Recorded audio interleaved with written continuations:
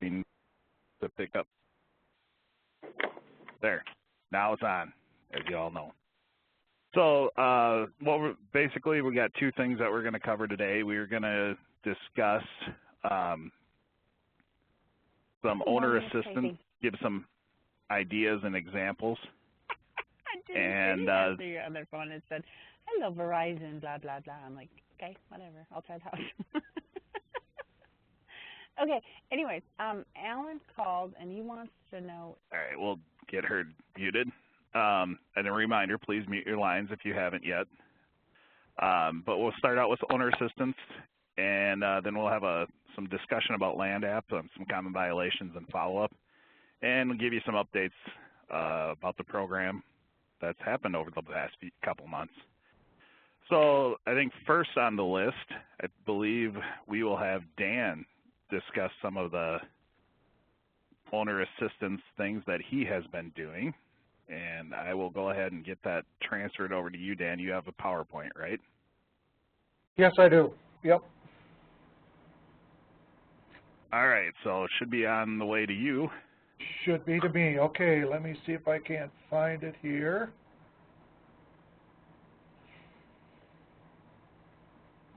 Okay. All right, everybody see that? Not yet. Okay. You've clicked share my desktop? Oh, I bet I didn't. All right, let's just wait. Oh.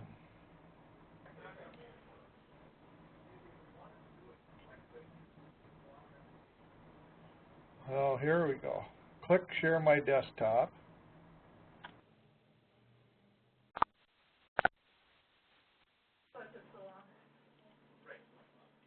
I hope I didn't screw this thing up.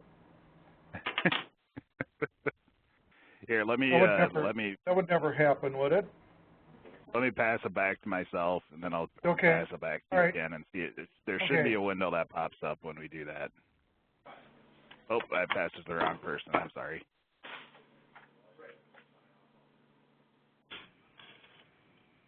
Try this again. So there's two Dans. That's maybe why. Which Dan do I pass it to? Well, I think I screwed up and had to come back in. All right. Now Let me try it now. Share. There you go. I think that did it, didn't it? Okay. Let me see if I can't. Are you getting something now? Yep, we can see you now, Dan.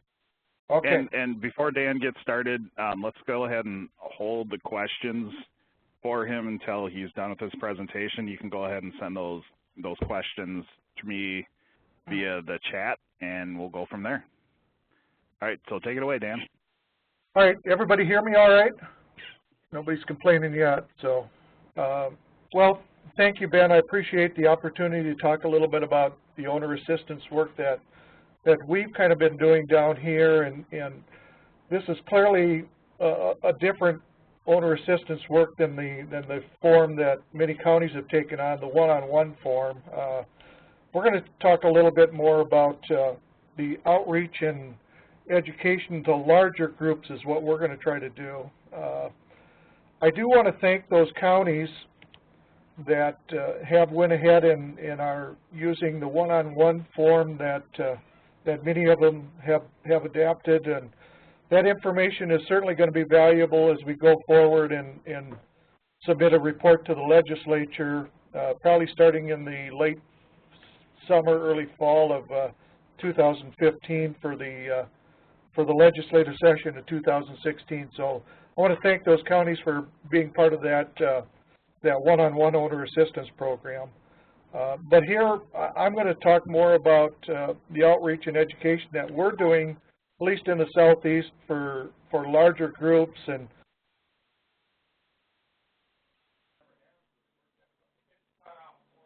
when I talk larger groups, you know, we're looking at local producers, the commercial animal waste technicians folks, some commodity groups. We also look at other groups. We've done some stuff for Isaac Walton and Chamber of Commerce. Those are the type of things. And when I say we're really looking at 6 counties that are doing it: Dodge, Freeborn, Goodhue, Moore, Rice, and Steele County. And I had a hard time believing, but we just finished our 8th year of doing these joint meetings together, so time does go by fairly quickly. With the 6 counties, what we're doing is we're rotating 3 counties every year. So this past year we did Dodge, Rice, and Freeborn County, and next year we'll do Goodhue, Mower, and Steele County. And when we first started doing it, I think our thoughts were to kind of spread the workload out, and for many people out there who have put together meetings, sometimes it can be kind of overwhelming if you're trying to do it all by yourself. So we have saw a lot of advantages by working together and spreading that workload out. Typically, we're trying to hold our meetings in February and March, so we start our planning fairly early, sometime in December, to kind of start the process. And really one of the first things we do is we try to decide what topics that we're going to talk about and who potential presenters will be. And that, to me, is really the key of the programs that we're trying to do. When you talk about topics and presenters, here's kind of a list of folks that we've worked with here in the past, and I will say that, you know, Steve Schmidt and Wayne Cords have been fantastic for us to work with as PCA staff. They have gone above and beyond, in my opinion, helping out, and so they're a really valuable resource, and they've been terrific to work with. We also try to make sure that our county feedlot officers are involved either in the presentation process or however we want to do it. But ultimately, you know, when you talk about PCA staff or CFO staff, it's, you know, how many times can you talk about land application or distances to sensitive features or those kind of things and make it interesting and without the audience going to sleep. And so one of the things that we've done the last couple of years is we've been using the turning point technology that our association went ahead and purchased. So I encourage people to use it, and it's really, to me, it's been a really good thing that we've been using it. It seems like it really helps the audience interact with the presentation that you're doing, and it's really been well received. This year we kind of did something maybe a little strange, but we put together a presentation with interaction from the audience of are you smarter than a county feedlot officer? And it was fairly well received because many times you can stand up there and you can tell them about setback distance from a surface tile intake, but until you put the question up there and give them multiple answers to pick, it became fairly apparent that there were some folks that thought they knew but really didn't know. The other thing I think that I noticed anyway is I had a couple of people that came up to me afterwards and said, well, I got them all right but this one, and then they wanted to, well, I wouldn't say argue, but they wanted to discuss their interpretation of how that rule was and what it really was. So I think that the turning point technology or the clickers that we have out there are pretty valuable resources, and I'd sure like to see more people use them. Obviously, University of Minnesota Extension is valuable. When we talk about topics, the PED product, the porcine epidemic diarrhea virus that has kind of hit, you know, all nationwide, but certainly southern Minnesota, is a topic that was of highly interested, and Sarah with the extension office out of Morris came down and gave that presentation. We've also done a fair amount of work with Discovery Farms. The positive that I see with Discovery Farms folks is they now have 10 core sites in the state of Minnesota. I believe they have 2 in Blue Earth, 1 in Chicago, Dodge, Goodhue, Norman, Renville, Stearns, Wilkin, and Wright County. So more than likely there's a Discovery Farms program that's going on fairly close to you that you might be able to take advantage of, and they've got some very good information and are pretty useful for that standpoint. We've also obviously included Board of Animal Health. Carl Dinkinger is our regional person down here. Carl's been really great to work with. He never does anything like a PowerPoint or anything. He just gets up front and just starts talking. Has a great ability to relate to people, and it gets back to the topics and the presenters. You know, if you have good topics, have good presenters, it really goes a long way. One of the things that we heard from commodity groups is that they want to try to establish a better working relationship with us. So this year, we asked David Preisler with the Minnesota Pork Producers and Ted Raditz with Minnesota Milk to come down and present it at some of our meetings and really give us some insight of what their industries are facing. And both of those gentlemen were pretty well received. It was good to see them out and about, and they had some interesting things to talk about. Our panel discussion, panel members, folks, that's something that we started, several years ago, I suppose. And to me, they have really been a great asset. One of the things that we tried to incorporate these folks in is bring them in during the planning process even. And so by doing that, it seems like we've given some ownership to them as part of the program and part of the process, and so we've seen tremendous feedback on that. One of the panel discussions that we had a while ago was on open lot agreements and open lot issues. And so we found 3 or 4 folks that had been through the process.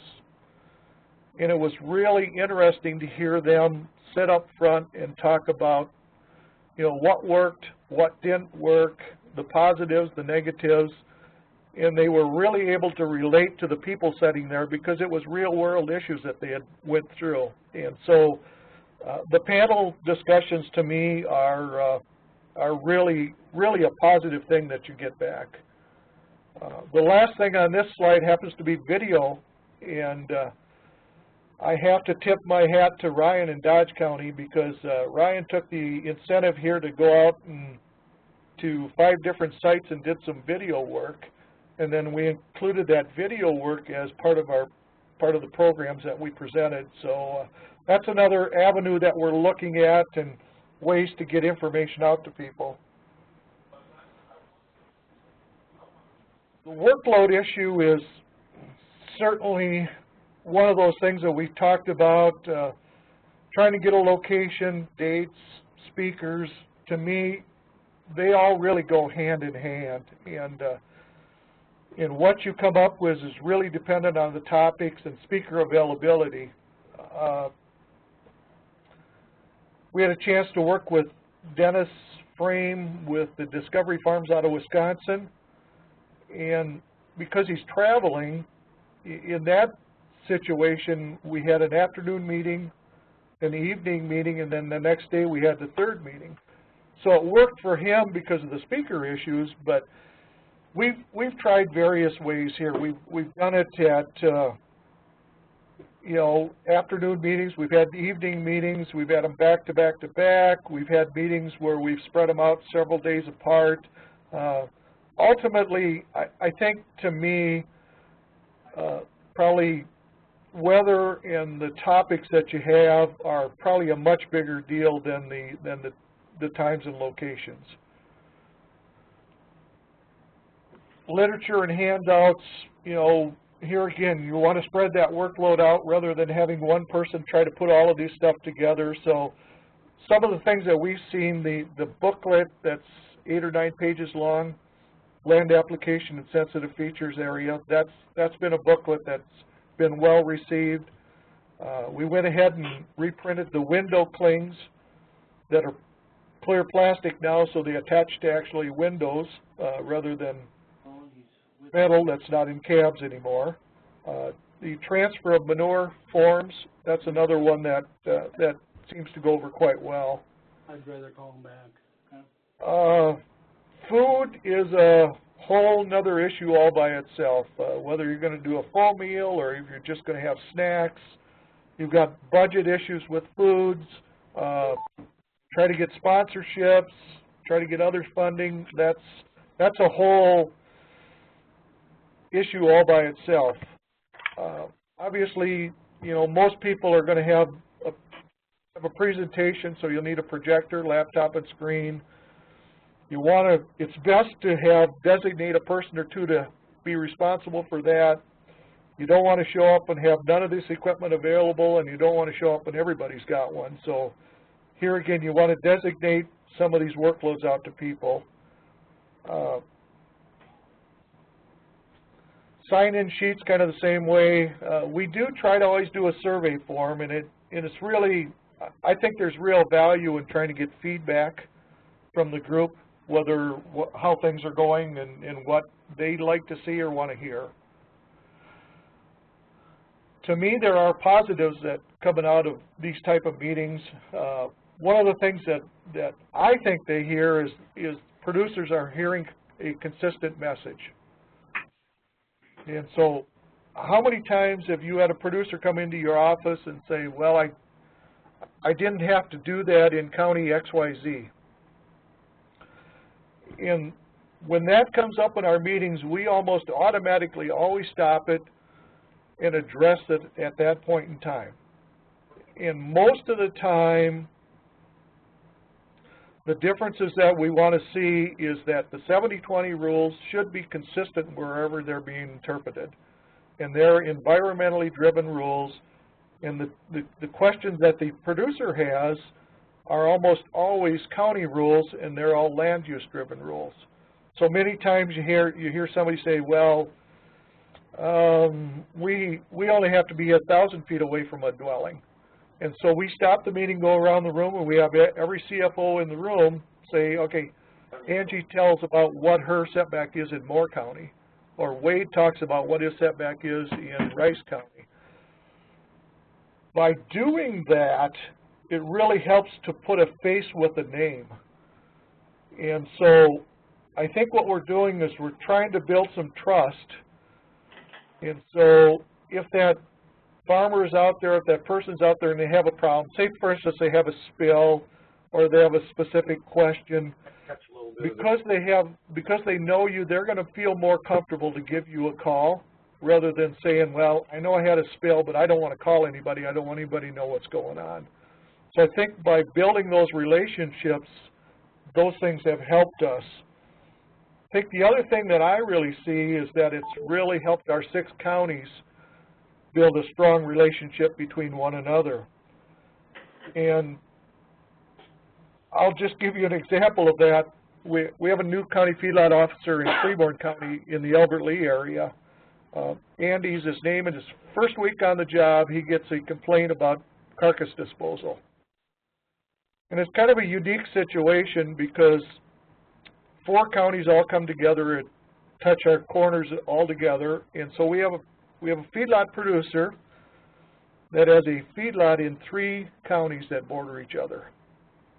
And so Andy goes out there and hears about the complaint. He calls me. He said, I think we've got issues in Steele County. He said, I think we've got issues in Moore County too. Well, 2 hours later, the 3 of us are having a conversation. We kind of know what's going on. We're all on the same page.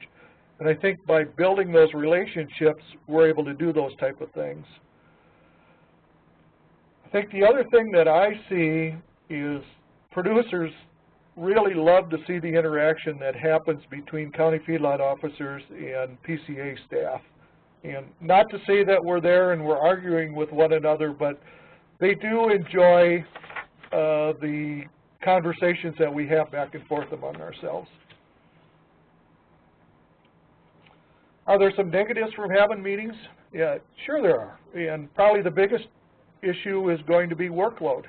What does your workload involved. Do you have time to put these things together? Time of days, putting those things together are kind of part of it. Clearly, I had 2 inches of snow last night, so we can't control the weather. So that's one of the issues you deal with. Making sure that you have topics that are interesting and relative. Sometimes that's hard to do, and I know that's one of the things that the training team always comes up with. It's hard to have new topics that are viable. Trying to get the word out to people is one of the things that we struggle with. Probably don't have a very good handle on, to be honest with you. I know Angie does an annual billing, so we try to get our stuff ready together so that she can submit it, put it right in the envelope with her annual billings. Others of us send direct mailings out to producers. We try to do it through the local media, either through the radio or the print. Those are kind of things that we struggle with a little bit, but we try to get it out there. And trying to get producers to attend, and I'll throw this out there. This is probably kind of clear out there, but one of the things that we're seeing in the commercial animal waste technicians program is now they are kind of required to attend training sessions to remain licensed. If you have a private pesticide applicator's license, you're kind of required to attend some trainings to maintain your license. I've had producers that are telling me the same thing. Maybe we need to develop the same type of program for the feedlot program, that on a regular or some type of basis that they need to attend training to kind of be updated on anything that might be happening or new rules. So that's kind of out there. I don't know if that'll ever happen, but I'm just throwing that out there. Ultimately, what have we learned by doing these things? Well, I think what we've seen is the consistency from county to county. I think it's really helped us as county feedlot officers. It's helped the producers in the area to kind of understand that there is consistency across county lines. I think it's been a real help for us to build communications among ourselves as county feedlot officers. We see a lot of value in involving others in the planning process. I think there's a lot to be said with that. Make sure that your topics are current, relevant, and make sure they fit the audience. Next year we're going to be in Goodhue, which is very much dairy cattle country, and we're also going to be in Moore County, which is very swine oriented. And we'll adjust the program a little bit to kind of fit that audience. And I think you need to do that. You kind of need to know who your audience is. Don't be afraid to use different methods to try to get your message out. The turning point technology thing to me is something that we just simply don't use enough of, and I think it's a great learning tool in my opinion. I think by doing what we've done, we've been able to build some trust among ourselves as CFOs and also among feedlot folks. I think it's given us some confidence. I think we've been able to build some relationships because of what we're doing. And to me, I think we see many more positives from doing this type of outreach and education than we do negative. And with that, I'm going to quit. Turn it back to Ben. Okay. Thanks, Dan. You bet. Are there any questions for Dan? Just wondering. I have a question. Go ahead. Go ahead, Tracy. This is Pam. Pam has a question. Oh, Pam. Oh, sorry. That's right. Dan, how many participants do you guys have attend, and do you see the same ones coming all the time? It really is weather driven, to be honest with you, Pam. We've had as many as 50 or 60 people. So obviously there are different people. Typically we're in the 25 to 30. I would guess of that group 50 to 60% of the same people.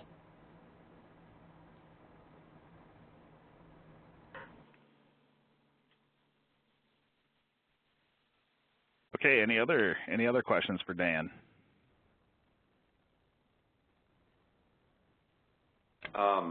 Doug, I have a question. Do you see the numbers increasing or decreasing as far as your attendance? And I know it's really maybe hard to tell if you have weather issues, but what do you see overall? I think we're fairly steady, Doug. I don't see us going the other direction, but you know, I think Pam brings up a good point: is how do we get to people? How do we get that outreach to a broader section of people? And that's really why I threw the thing out of should there be conversations of somehow almost requiring these people to attend some kind of training session. Because we do see a lot of the same faces. Yeah. I was just wondering about that, you know, since you've been in it 8 years, and then my other question was, how do you guys advertise this, or do you send direct invites to each feedlot operation? I think we do it multiple ways. I know that Angie tries to put it into her billing. I know that I send direct mailings out. I think a couple of the other counties send direct mailings out. Others people try to do it through their local radio station or their local print station or print paper. That's one of those things that we're really struggling with, to be honest with you. Okay, thanks. Yep.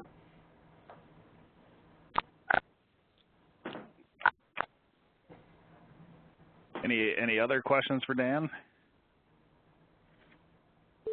Going once? Going twice? All right. Thanks a lot, Dan. One of the things I found interesting was the fact that, you know, one of the things we deal with at the agency a lot is people who are calling to dispute a site and where it's located. And, you know, we can't really do anything about it because we go by 70/20. Mm-hmm. And the land use rules are different from county to county. And I think that's good that they see the difference between 70/20 and the land use requirements. So I think that's a good thing for the producers to understand and know. Yeah. Anyways, we also have Darren Welly, who is going to do a short little presentation on some of his owner assistance. And let's make sure we only have one Darren. We do. So Darren, I'm going to go ahead and pass the ball to you. Are you there? All right. Can you hear me? Yeah, I can hear you now. There should be something that pops up that asks you if you want to share your desktop. And I want monitor 1. Are we good to go? Yep, I can see. All you got to do is fire up your presentation. Have at it. All right. I'll make mine really quick compared to Dan's. What I like to do is owner by feedlot types, and it kind of piggybacks on what Dan mentioned, that creating that site-specific type thing. So why I do it this way, you know, the articles in the papers are nice, but not everyone reads the paper or even gets it. The other thing I've found is the U of M extension, they write a lot of articles in my paper, and they're great, and they always have, like, you know, contact your CFO and all that. So there's a lot of good information already out there in my paper that, you know, highlights a lot of our rules. So I figure why duplicate if it's working. The other thing I found is I have a kind of a history here of poor attendance. That's one of the things Dan mentioned as well. So instead of doing trainings, I think this is a little more specific. So the other thing I've seen is when I do these mailings, I've actually had people call me, and they'll either kind of two things. One thing, they'll kind of challenge, so, you know, well, in their interpretation of it, or they'll want to talk about some of the rules. And so that's kind of nice too. So I actually know they actually are opening the envelope and reading what I send them. So, and I've also had a few at actually some of my inspections. They'll hey, I got your letter, and they'll pull it out and they'll show the, letter, and then they'll want to talk about it. So, I've seen a few times where this has actually worked well.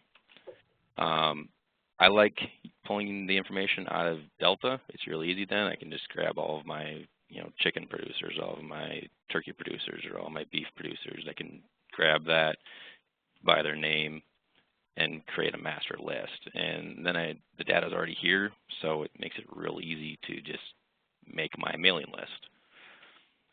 Here's kind of an example of what I did. So I just have as this fall season comes, here's some information on stockpiling, and I sent it to all my poultry producers. So I think I had like 150, somewhere around there, letters that I just sent out to all these guys, giving them really specific information. I also, I pulled the web soil survey information, put that on there so they can find out their soils information. I had a few guys actually tell me they went on there as well. So it said sometimes it's kind of nice to hear that feedback. And then on the back side, all I did is included this chart that I had found somewhere that was in our paperwork, giving out all the stockpiling information, all of our state rules. So like I said, I plan on doing this, keep going with, each specific type of feedlot. So all my beef guys, I'll send them something. I'm kind of thinking like some ideas, solid versus liquid or feeder versus finisher, that type of thing. All my dairy guys, they'll get, a milk house waste or a stockpiling or a land app on frozen soils, giving them that information. The other thing I kind of like too is it's just one page. No one necessarily wants to read a 4 to 8 page fact sheet. I've given them out, and then they come back and, well, did you read it? No, So front and back makes it kind of short and quick. Hopefully that way when they open it, they see one page and they'll hopefully read it. Yeah, and I said the biggest thing with it is mailing things that actually interest them. So, a swine producer may not have any interest in stockpiling or pasture information. So making sure that when I send things to them, it's of their interest. Again, short, one page. The other thing that kind of drives a lot of it, or kind of the main reason why I started doing more producer-specific things, you see a lot of complaints under something over and over again. It's obvious that that's something that needs to be addressed. So then, all right, well then let's send something to everyone. All the producers that are poultry, for example, get the same information, and if they read it, they're all going to have that same stuff, so they kind of know. So that's kind of how I drive what I send out to who. That's really all I kind of had with my mailing stuff on specific feedlot types. A little quick, but yeah, any questions? Darren, this is Russ in Candy, Ohio. I got a question for you. Yeah. Okay, I was wondering, do you typically include mailings to feedlot owners that may not have had livestock recently or may have multiple types of livestock? Do you kind of include them on multiple mailings then, or do you just kind of throw in their main livestock is? Yep. So the beautiful thing with Delta is it kind of lays out, each producer has, the chicken and turkey, or so if a guy has like a chicken operation and a dairy, pretty common around here. I'm able to mark them on my dairy list, so when that goes out, and I'm able to put them on my chicken list, so when that goes out. The more fun thing is when you have a guy who registers, 10 chickens, does he need a stockpile, information? Or he just has the 10 chickens, so you can kind of get a filter through a little bit to make sure the information is getting to people that are going to actually utilize it. And that's the main goal with why I do this, is making sure what I'm sending is applicable. So yeah, there will be people on multiple lists that I have for each type, and I use whatever what I have in Delta. So if there's an old registered site that's still active, they'll be on the list.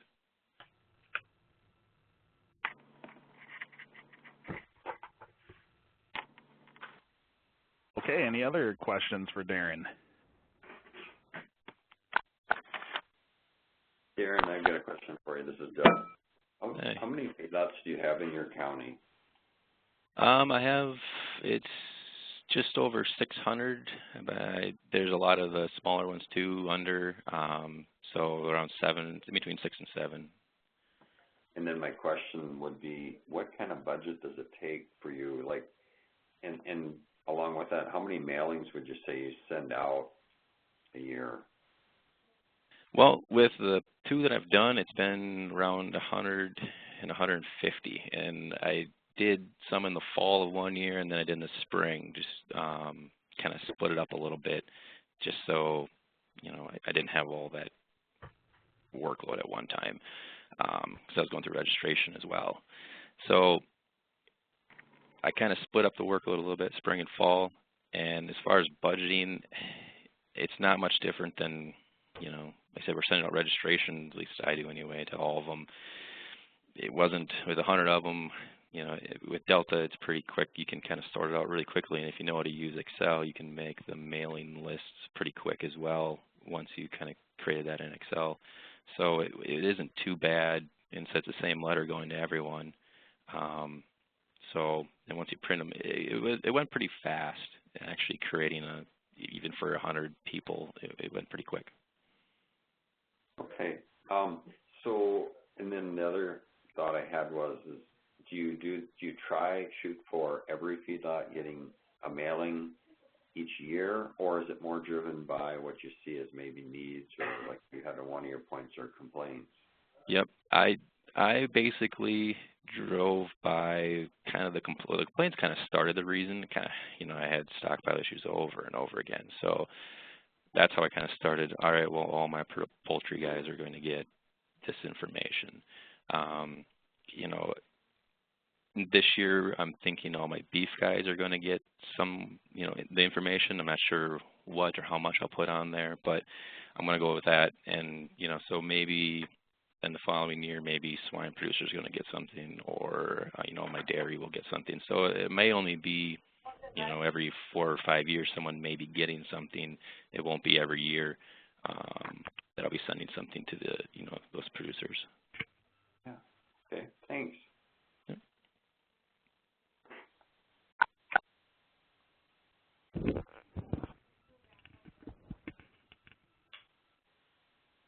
Okay. All right. Thanks a lot, Darren.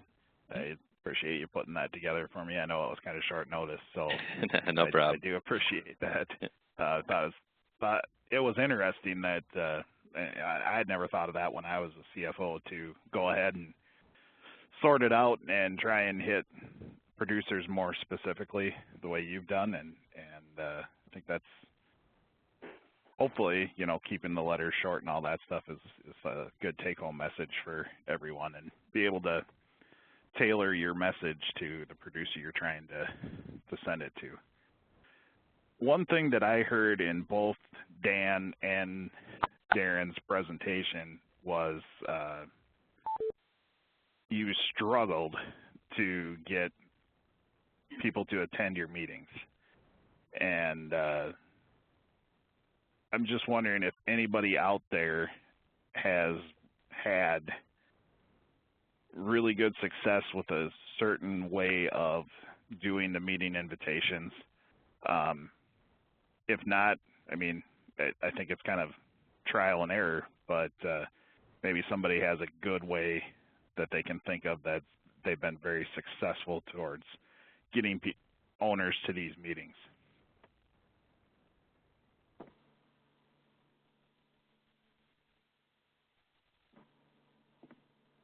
Okay, so we have crickets, so that means nobody really has a good foolproof plan to get people to their meetings. I don't know, Dan or Darren, does it seem to make a difference if you have food or not? I know the few producer meetings that I've done, it seemed like they were more well attended if there was food available for them.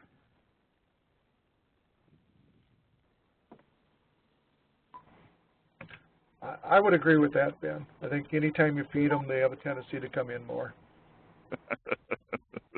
But then then you're back to the budget issues, and it does cost some dollars to do those type of things. So. And this is Pam Plitter, and I disagree with that. We are very good about doing meals, and we still can't pull them in.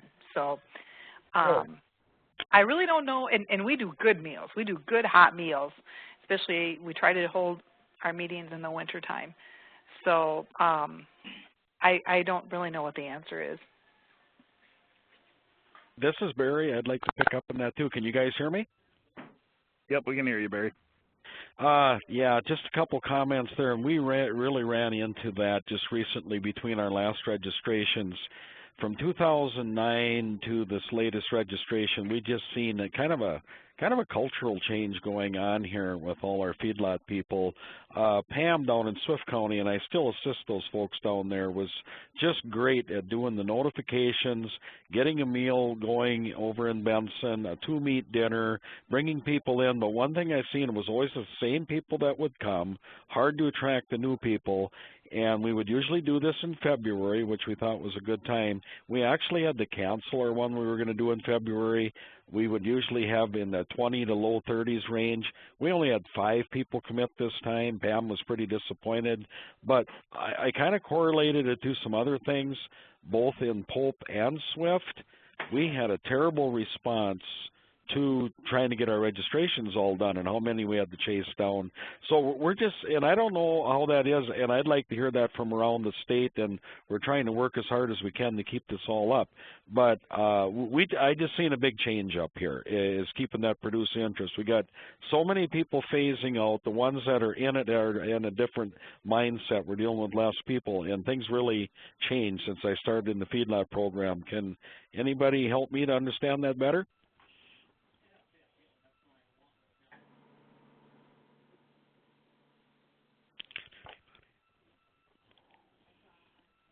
Anybody got some suggestions for Barry, or?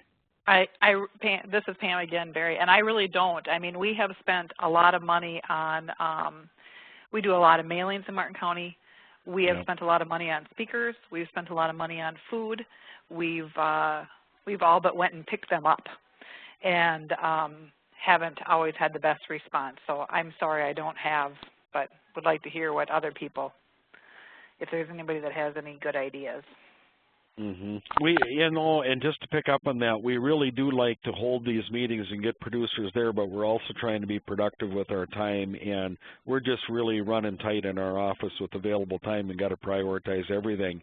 I'm just focusing now on getting out mailings, getting people their manure record sheets, giving them advance notice they're getting inspecting. I'm taking a whole different approach now to make sure these things get done, because voluntarily, I don't assume anymore that producers know the rules or are paying attention or reading all the things we put in the Soil and Water newsletter, which goes out to everybody. I have free access to that for articles, a 2,000+ mailing list, and the best exposure we got, but we're just not getting it. So we just have to get proactive now to just go after what we're trying to accomplish and forget about trying to get the groups together. I don't have a magic answer on it.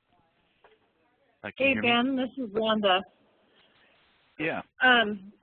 From my watershed experience, as far as trying to get participation in meetings and stuff, we found that they found that doing these like open houses with speakers and then having the booth so people could do it on their own time, you know, when they got time they could run and go check out and get information. We seem to have way more participation than just having a normal meeting serving a luncheon. So we would just do like, they would do these open houses, and we had, one time we had 78 people walk through.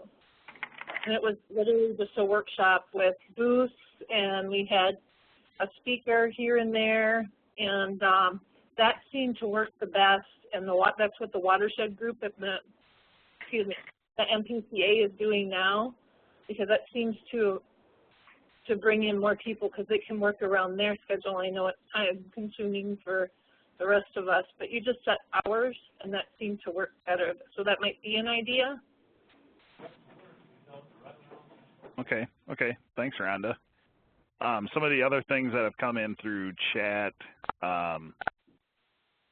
Russ says that, you know, trying to make sure that you focus on current topics helps with attendance to a certain degree. And then also, you know, the timing of your meeting obviously plays a big role. You don't want to do it during planting or harvest time because you're, yeah, he says that he still got some good attendance even during planting time because it was too wet. So another suggestion was sending out a reminder about the meeting via text. And I don't know how many of you have access to your feedlot owners' cell phones or how many of them actually text. I know if you tried to text my dad, you wouldn't go through. But, you know, that's also something to think about as well. And Lenny said, keep the meetings short if you can. Farmers are outdoor people, and probably just like us, we don't like to go to really long meetings as well. We are always thinking that we have stuff to do when we're at these meetings, and you get preoccupied. And especially if it's a voluntary meeting, you might just go ahead and skip it if you feel like you can make better use of your time elsewhere. So those are some suggestions that have come in. And yeah, I don't think there's a Wade, can you hear me? a magic bullet. Yeah, Wade, go ahead. I guess I don't know if Dan touched on this during his presentation, but just briefly, I know that we've had some conversations with some of the producer groups also, and we had briefly discussed piggybacking onto their meetings if we don't have feedlot operators attending our meetings alone as a CFO group. Sometimes it may be worth looking into pork producers associations or cattlemen association meetings that they have quarterly and see if they would allow to have 15-20 minutes of their time on their agenda. Then you know that they may have a little bit more attendance at those meetings, and that's all I had to add. Thanks, Wade. And maybe it would be good to maybe talk to some of those producer groups and see if you could get your meeting invite into their newsletters if they send them out, or just pick their brain to see how they seem to typically get fairly good attendance at their meetings as well. So maybe they have some ideas for getting the word out as well. So, all right. Well, I think we. This is Dan. I want to thank Wade for bringing that up because he was visiting that we had met with most of the commodity groups up in Faribault, and that's what we heard from the directors of those organizations is they were looking for us to try to build that bridge to that group, and I think that's a terrific idea is to try to do some outreach with their folks. This is Mark in Winona. I actually did that this last year, sent out to all the local commodity groups, and expressed interest in potentially coming to their meetings, talking about whatever topics interest them, or just being there and available for kind of a question-answer period. And interestingly enough, I didn't get a single response from any of them. So, they may say that in those meetings, but then when you give them the opportunity, they're not taking advantage of it either. Well, this, Barry, I'll make a comment on that. As poor a luck as I've had trying to get people to our own meetings recently, on the other hand, going to a cattleman's meeting and things like that and working with them and going to them and being a participant, I've had much better luck with that, even though it was kind of political with all our winter feeding issues, being in court and being around guys that have a lot of issues with the program, so it gets a little, you got to be a little thick-skinned sometime to work through it. But I've had better luck with that. I always know where to show up to be around these people, and our cattlemen are pretty active around here. So in that way I've had good exposure. It's just getting them to my own meetings and trying to put together a meeting that I can just kind of count on good participation. That's the part I've struggled in. Yeah, that's a good point, Barry. When you go to those producer meetings, you sometimes you feel like you're in hostile territory, but it's still good to get there and get your message out, as difficult as it may be. Yeah, you know, and the guys know I'm sincere about the program. They know I have a lot of loyalty to them to be out on that land, and I want to help them. But I've also told everybody we all got to be responsible with this. This program is only about, if you break it down, managing manure and keeping water clean. And when you really look at it, it's not that hard for all of us. Some of us have more challenges than others, but all the people that think common sense wise and work with the program, we don't have that many issues. It's always that handful that we all have to deal with. But for the most part, we got a good relationship working with our producers. So I don't worry about going into a cattle meeting other than I know I'm going to get blasted by a few of them, but if you keep your story straight and represent what you say you do, that's not so hard. Right, exactly. Well, I think this discussion has been good. Again, there's probably no magic bullet for getting the word out there. You probably need to explore a lot of different avenues. And I think, you know, what Dan and those 6 counties over in the southeast are doing may be a good model to kind of follow in other parts of the state to kind of spread out that workload. And I think, you know, what Darren does is, you know, targeting specific types, animal types, and targeting his message, I think can be very effective as well. So thank you, Dan. Thank you, Darren. I really do appreciate you guys pulling stuff together and just opening up the conversation. I appreciate it. With that, though, we're going to go ahead and switch gears a little bit, and we're going to talk about some land application.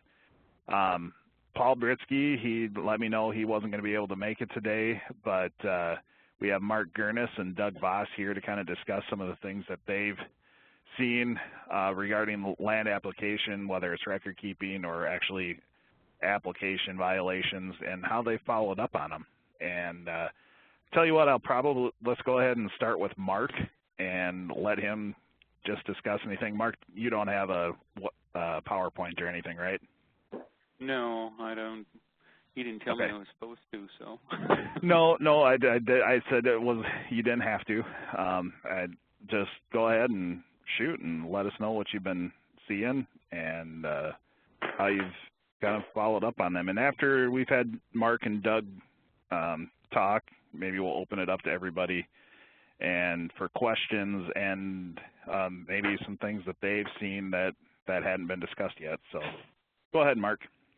Okay. I guess one of the main things, and I'll talk a little bit about inspections first, and one of the main things when I go out, I mean, I always take the MPCA checklist with me when I go out there, and so you have everything kind of right in front of you, and you're able to show producers as well. Pretty much go right by the checklist, so, you know, if they're missing any components of the records that they're supposed to have, you know, it's going to get marked as a non-compliant. If it's like the first time that I'm dealing with them, most of the time I'll just, as far as like follow-up, put in the follow-up letter, you know, required corrective actions, making them aware of what they were missing or what they need to do to correct it. And a lot of times, you know, I'll just note it that it'll be followed up at the next inspection, and especially if it's nothing real major. As you start to, or as I start to go around to sites a second time, and if I'm not seeing improvement or if I'm seeing the same things over, you know, again, I'll do corrective actions in the follow-up letter that goes out. Typically, we'll then submit, you know, an actual timetable for them that, you know, you didn't have a manure sample or something, so submit your manure sample to me by a reasonable date. So if it's the middle of summer, I'll say, well, you're going to be pumping this fall, pull a sample and submit it by, you know, December 1st or something. So trying to force them to basically kind of meet those requirements that they're not missing or that they're missing. In some cases, you know, if it's gone on where they haven't kind of gotten their records up to snuff, I've required interim permits,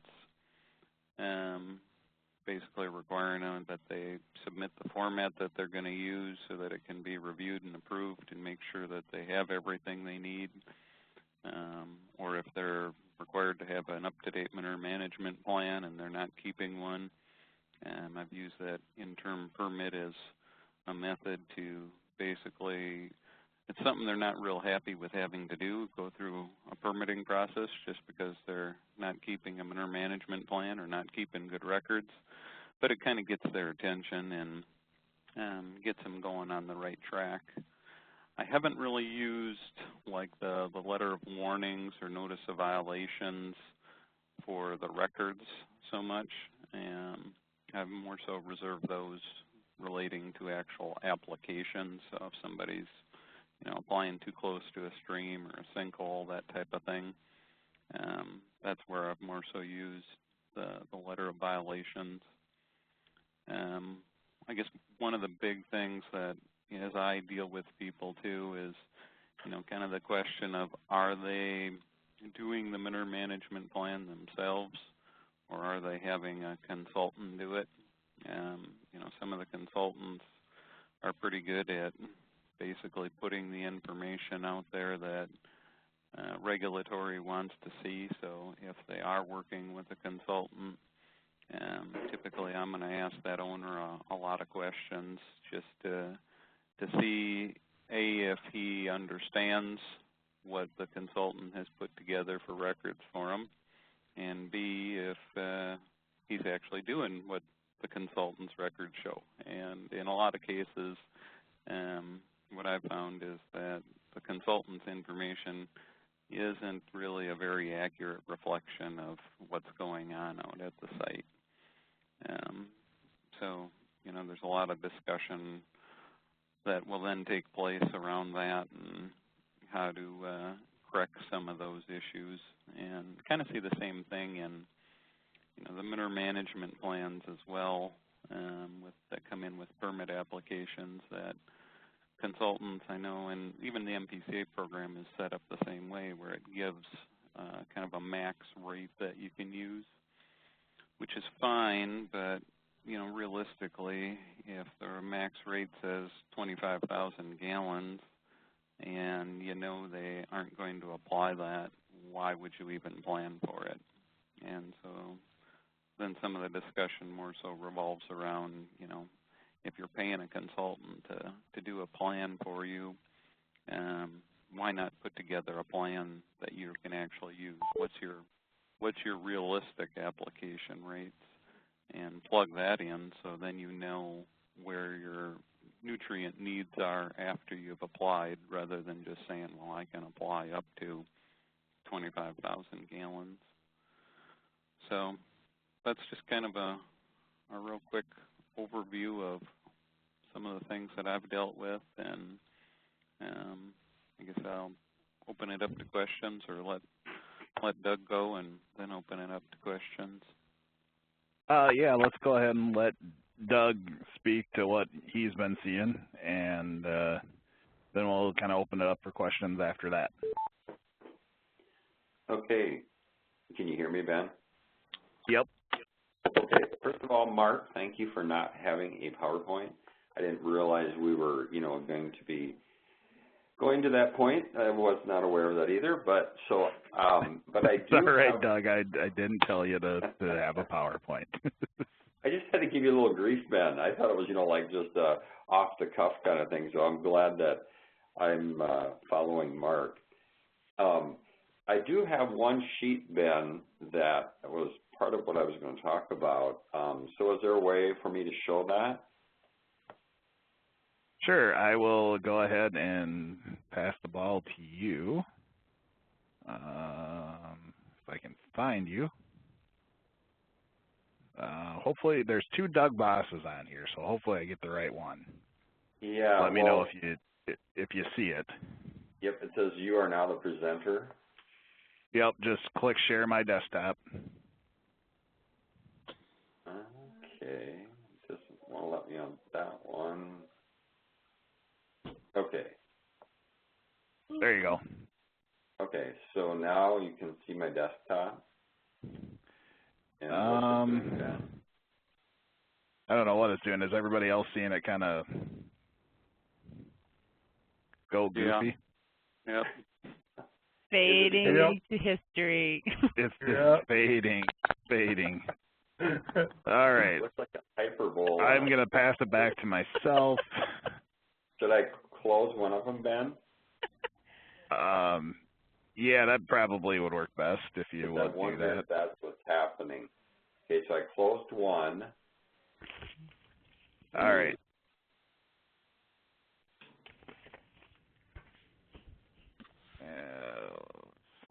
I still see 2, but I'm working here. I'll give it a try again. Okay. Do you see it? Okay, I should. Yes, now I do, and I only have one screen, so let's see if it works. There. There we go. Now that works a lot better. All right, have at it. That's kind of a cool effect, though. It was. Well, I just have a few basics here, too, and like Mark was talking about, you know, when you look at reviewing a land application with a farmer, I look at kind of both the manure management plan and what they're actually doing out there. And I'm sure Rock County is probably the only county that has producers that do not keep records or do not do nutrient management plans. But we have a few of those out there, and we're slowly turning the tide. But what I found is, as I would do inspections, and this was, you know, this is going back to before we had the newest inspection form, that I would, you know, talk to farmers about where they're deficient in their application or in their application records or their nutrient management planning, and then 6 months later I'd hear nothing. And so I developed this form that has most of what I would run into as far as what they were lacking in their nutrient management plans or somewhat in their application records too. And what we do in Rock County is, as far as our plan of attack or what we put in our work plan, is we focus specifically on doing land application records on those feedlots that are required to have the manure management plan. What we found is if we continually inspect those or pick on those people as they tell us we're doing, they tend to keep records a little better, and they tend to continue with updating their manure management plan. So basically on this list you'll see some of the things, and you're probably all, you know, agreeing with this, is manure testing. We'll find quite a few sites where they don't have adequate manure tests. More so for us, it's the cattle and the dairy that have the different manure sources, the manure packs or bedding in a barn. The hog sites or anybody that's got liquid manure seems like they're pretty good as far as wanting to really know what's in their manure and doing a good job. Rate of application is another one that we do find, and this probably is more so on the hog sites. And when we have the solid manure, we have yet to find anybody that's over-applied. We've had complaints, and we've gone out and done a calibration, weighed the spreader, and measured their application area to come up with a rate, and we have never had a solid manure over-application. Sometimes it looks that way, but we never have. The other thing we found lacking is usually soil tests, and then fields with excess phosphorus not being addressed. And we have a fairly strong history of cattle where where, you know, it's been 20, 30 years of some pretty heavy application of cattle manure, and we have some fields up over 200 parts per million in phosphorus, so we really make a point of pointing that out to the farmers. Field maps and photos sometimes are missing on the manure management plan, and I think all of you have probably seen application records where they just give you an aerial photo and it's written on there how many ton, when they did it, which is fine. The other thing that we see missing fairly often in manure management plans is they don't always put down the commercial fertilizer. So that's a question I usually ask them specifically, is they don't see any commercial fertilizer on here, and they'll say, oh yeah, we put the hog manure on, and then we came back with another 60 pounds of nitrogen, and then you get to explain why that you're not supposed to do that. So what I did with this form, sensitive area is another one that we have seen some problems with, but this form that I put together, what I've done over the years is, after reviewing their manure management plan and their application records, I will check the boxes that where they're deficient, and usually write some notes below it and give it to the producer and say, I need this form back in whatever time frame works for the deficiency. And like Mark too, it depends on what time of year it is, when they'll have an opportunity to correct the deficiency, if it's manure testing or a soil testing. The other thing we do is, if we have a site that has had some issues and really struggling to get them to get the corrections done, is we just revisit them 4 years later for an inspection, just to make sure that they're following up with that. By some bin. So, it's on mute. I guess that was the yeah, it was in the minutes. Overall, the short version of what we do in Rock County. I don't know, Ben, if there's anything else, or if we just take questions now. No, I think we can take some questions. I'll go ahead and get things started. One of the questions that I always get, and you kind of touched on it a little bit, Doug, is solid manure. And solid manure is like you said, it's really tough to over apply solid manure. But how are you working with producers that have solid manure to how do you recommend they do their manure analysis? How do you help them calibrate their spreader? Because I've had a lot of questions about that, and just kind of interested in how you handle that. And maybe Mark has questions or comments on that too. Yeah. I'll let Doug go first. Okay. A year and a half ago, we had a field day. We had a manure expo, and it kind of goes a little bit towards what Dan was talking about with having meetings and getting people there. And we had a field day where we demonstrated some of this, and we had solid manure application going on. And so what we showed producers how to do is a real simple calibration of their manure, their dry bedding pack manure. And if you take a tarp that is 56 inches by 56 inches, and you lay it down and then have the producer spread across it, weigh the material in that, it equates to pounds equals tons. So if there's 6 pounds of material on there, which we had like a fish scale that we just hung the tarp with, gather the corners up and hang it on a fish scale, that was 6 ton per acre. If there was 12 pounds, it was 12 ton per acre, and it came out pretty close. The other thing we do or have done is we have some scales so we can actually weigh the spreaders and give them a ton capacity of their spreader, which for some people, if they're selling it or trading for stocks, they like the calibration method that way better. And then we will wheel off the area in the field after they've spread to calculate their application rate. So we have 2 different ways to help the producers. We like to promote the TARP method because it's something they can do on their own, and it's fast, it's simple, if they change their gear that they're spreading in or their spreader gear, they can just throw out a tarp and find out how they've changed their application rate. And then as far as the nutrient value, what we recommend is a lot of guys, as they're loading, take a little bit of manure as they're working through the bedding pack or the feeding apron, dump it off to the side, whether you do it with a fork or shovel or, even a partial skid loader bucket. And then at the end of the day or the end of when you're hauling, mix that pile up as best you can and then grab your sample from that.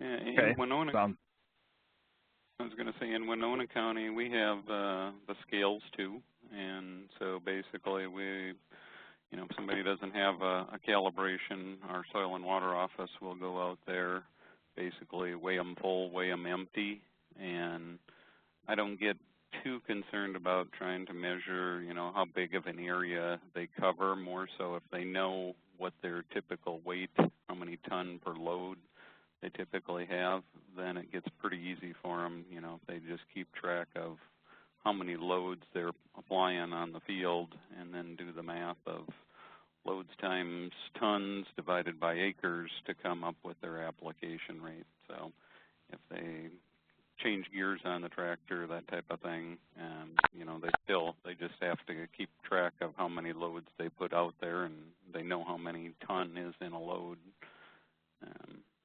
So that's kind of what we do down here. Okay, thanks, guys. Any other questions for Mark and Doug? This is Tracy. Am I unmuted now? You are unmuted now. Sorry, I wasn't muted earlier. I have a question. I with all this rain lately, and when there was tons of snow, I have, especially daily haul, open lot kind of situations where they're like, well, how in the world do you figure out your tonnage? I mean, I can try and slow down because I know there's all snow, but to actually have them try and keep records on that, I just suggest taking a normal day's average and whatever. It's how do you keep track daily haul? That's really tough. If there's a lot of snow or something mixed in there, if they normally haul one load and they end up hauling 2 loads to the field because there's a lot of snow, I just tell them mark down 1 load because the other load was basically snow. Also, I've basically tried to encourage more daily haul producers to, when those conditions aren't real favorable, to look at stockpiling so that they have a more consistent application when they go to reapply it, and they're probably applying it at a time when it's less likely to run off. Okay, and then I have a different question. I'm actually in the middle of reviewing a manure management plan right now, and they really, really don't want to do soil samples, the 400 animal units, and accept grids. So they've got 18 fields, and they're doing grid sample, and they're like, well, we're going to do 1 or 2 a year. I'm like, well, that's not going to ever catch you up to 4 times a year. And so my initial response so far has, as part of their permitting, is to say, well, do composites on all those that you're short, because some of them have recent ones. But you're never going to catch up on 18 fields every 4 years if you're only doing 1 or 2. So has anybody else had, how they deal with that? Hey, I want a grid. It's a lot more useful, but that doesn't follow the rule. How do you enforce something like that? What we've done, Tracy, is, when they grid sample, you think about it, if they're 2.5 acre grids, what they're spending for soil samples is unbelievably higher than, when they're doing a general sample. So for the few dollars it costs them, and if they're out there grid sampling anyway, is jump over to the field that maybe they're not going to grid sample, but do a regular soil sampling process, and it's not that expensive for them, and they're out there sampling anyway. Right. They've said the composite's like $50 a field. Grid is $8 or $9 an acre, and I totally understand that part of it. And so that was kind of why, in part of their interim things that they got to do is whatever ones you're going to grid, fine and dandy, but you still got to give me composites of these other ones by the end of the year. It's just going to lay it out there, and I re-quoted the rule. Like, yeah, you can have a plan to only do it 1 or 2 a year, but that's not going to cut it. So, and here's why.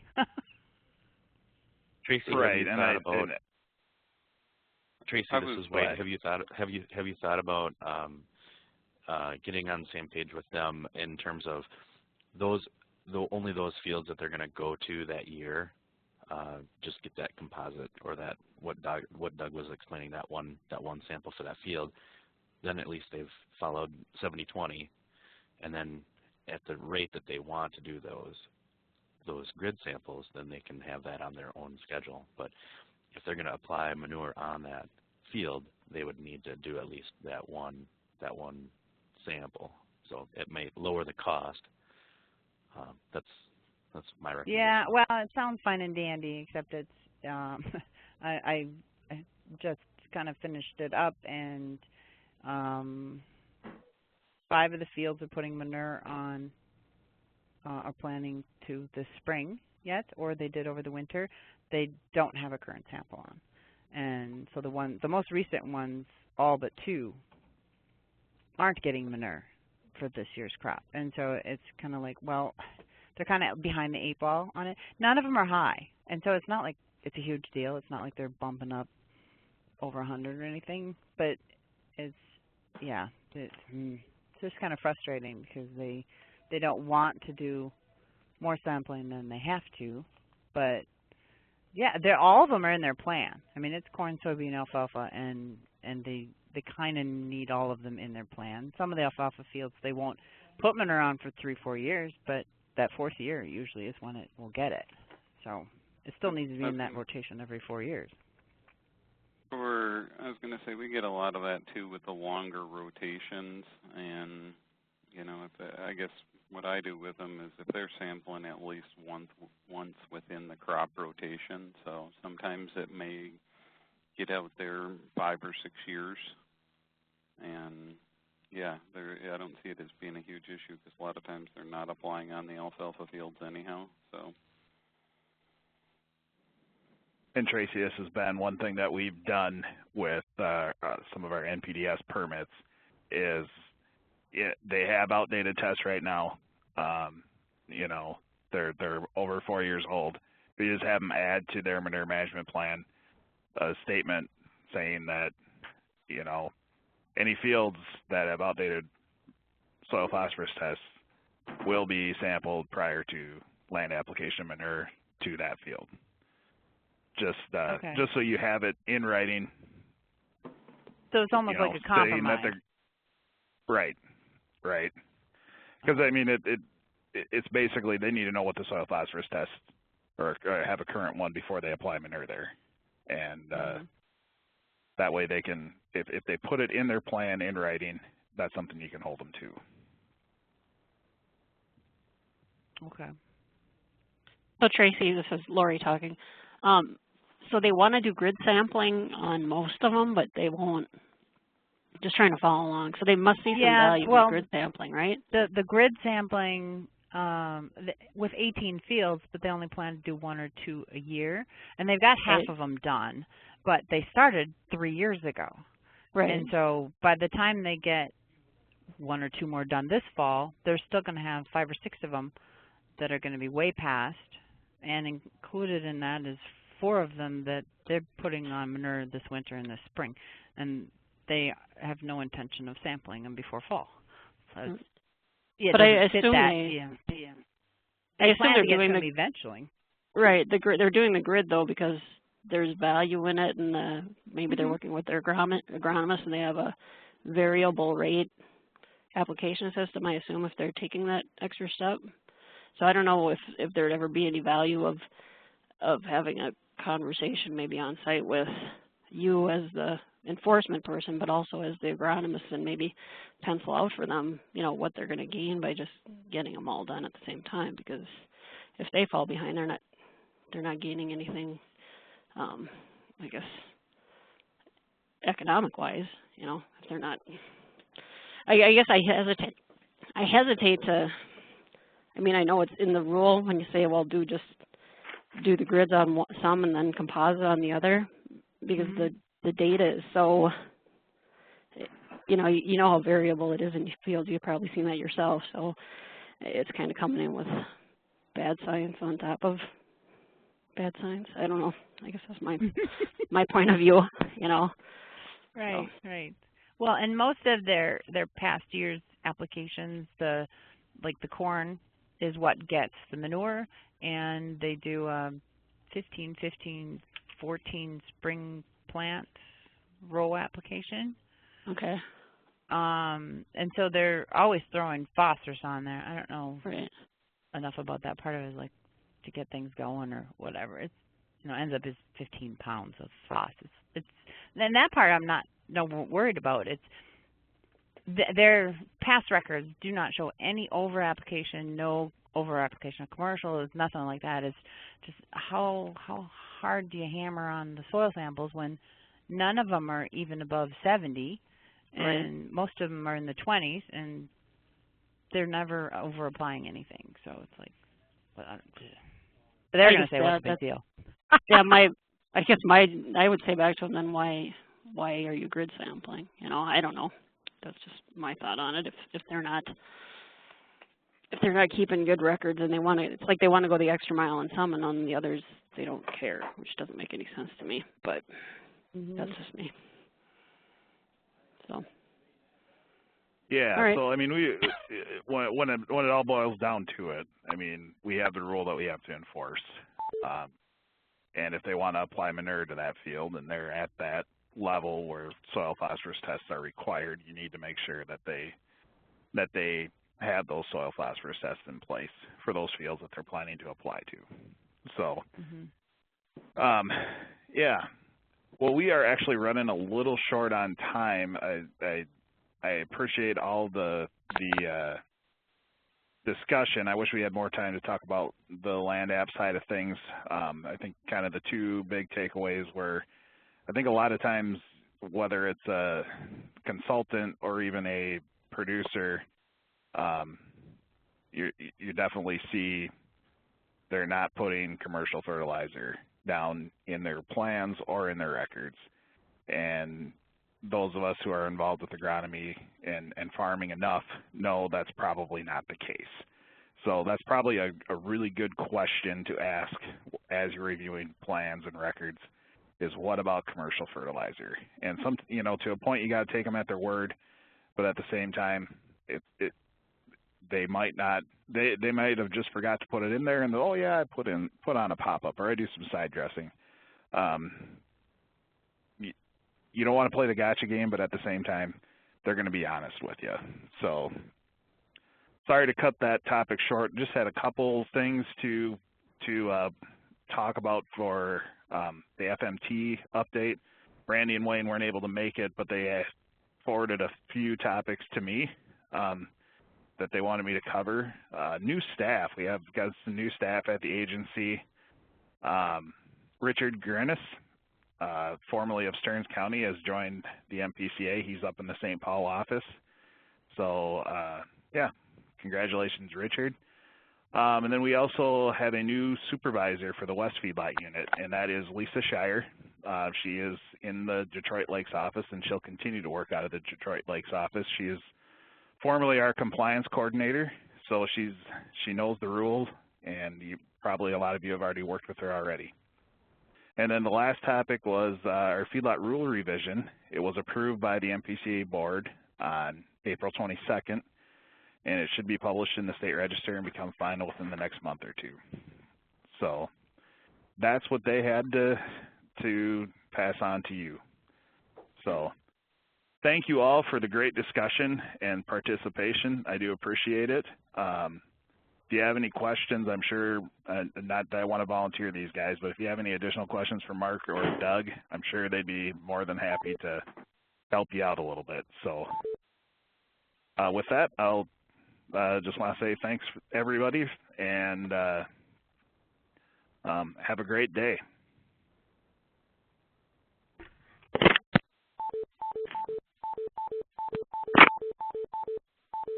Thanks, Ben.